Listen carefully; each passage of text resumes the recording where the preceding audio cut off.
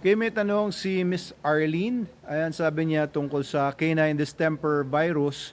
Ayan, nagtanong daw siya ng home remedy tapos hindi ko daw na-replyan yung comment niya. O, pasensya na po kayo, hindi ko po talaga ma-replyan lahat ng mga comments. Unang-una po, marami po kasi tayong ibang pinagkakaabalahan. Kaya meron po tayong mga aces na mga sumasagot po. Meron po akong mga tao na mga employees ng company namin na sumasagot po karamihan sa mga comments and mga inquiries sa inbox namin sa page, etc.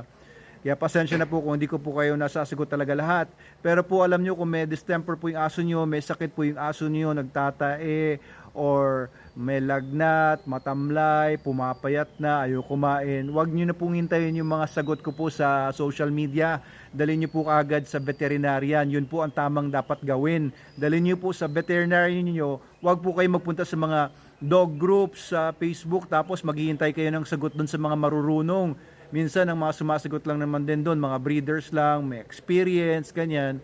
Mali-mali pa yung mga sagot po ng iba. Kaya wag po kayong mag-rely doon kung talagang ang gusto nyo ay ma-survive yung aso po ninyo. Kagaya po ng aso po ni Ma'am Arlene namatay. Sana po hindi naman po dahil sa kapabayaan. Sana po nadala niyo po sa vet po at hindi niyo po ako hinintay at dahil hindi ako sumagot ay nayaan na lang po mamatay. Sana po hindi ganun po yung nangyari. Paki-comment na lang po sa baba kung ano po talaga bang nangyari. Kasi ang tanong po niya ngayon, wala bang gamot ang distemper virus?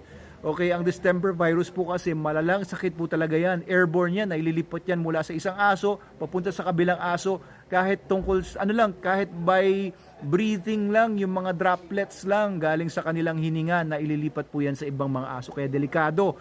Ang home remedy lang, hindi actually walang home remedy. Dapat talaga dalhin nyo sa vet ninyo. Kasi pag dinala nyo sa vet ninyo, bibigyan po yan ng mga antiviral, bibigyan ng antibiotics, at kung ano pang mga kailangan na gamot para po yung mga sintomas na mga signs na lumalabas doon sa aso ninyo ay ma-address po yun at hindi tuluyang manghina at mamatay yung aso. Meron po mga iba-ibang treatments na ibibigay dyan. And kung home remedy po, wala po. Kailangan po talagang dalhin sa vet. Ang pwede nyo lang gawin sa bahay ay suportahan yung mga problema na lalabas po sa aso ninyo dahil sa distemper niya. Isa po yung talagang magkakaroon kasi yan ng dehydration, no, dahil sa distemper virus. Kailangan po laging may tubig yung aso niyo na maiinom. Number 1 yon, laging may maiinom na malinis na tubig, cool water, hindi po kailangan na malamig, hindi kailangan na may yelo, basta may water po siya na malinis na pwedeng inumin, hindi mainit. Pangalawa, kailangan po maganda yung nutrition niya. Tanungin nyo sa akin kung ano ang pinakamagandang nutrition na pwedeng ibigay sa aso ninyo. Ang sagot ko lang po dyan, of course, is SDN. Kung gusto niyo po, kahit walang sakit yung aso ninyo, kung gusto niyo malakas ang resistensya ng aso ninyo, ang sagot ko po dyan, SDN, especially SDN 42. Available po yan sa TikTok, Shopee, Lazada, and dealers nationwide. And of course, kailangan nyo rin bigyan ng supportive care yung aso ninyo kasi medyo manghihina po yan. Baka kailangan po na ilayo siya sa stressful na mga situations, malayo sa mainit na lugar. Dapat baka kailangan po na yung lugar niya ay medyo hindi naman malamig, no? Hindi rin dapat malamig yung lugar, pero nasa presko yung area niya at malinis na hangin ang nalalanghap niya. Kaya kailangan linis din kagad.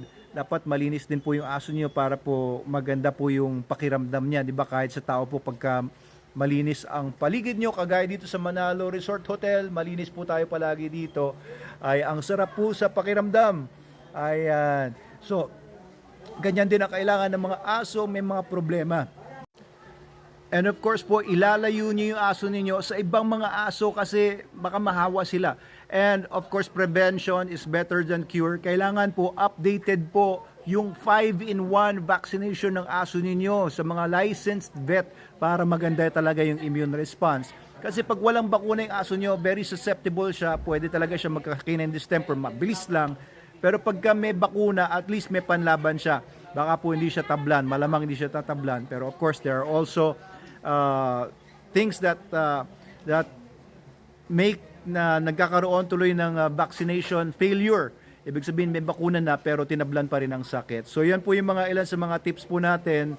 And of course, veterinary care is the best kung gusto nyo talaga mag-survive yung aso ninyo.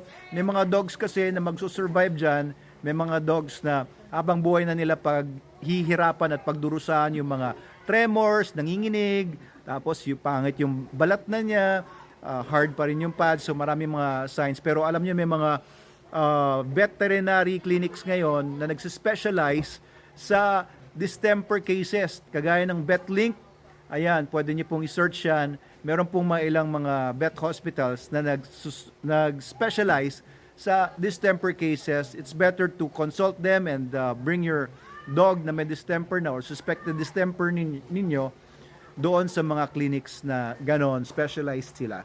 Okay, Dr. Abel Manalo po ito sa Manalo Canines mula sa Manalo Resort Hotel. Ayan, sana po ay nakatulong sa inyo yung video na ito. Please share and follow and subscribe dito sa ating channel.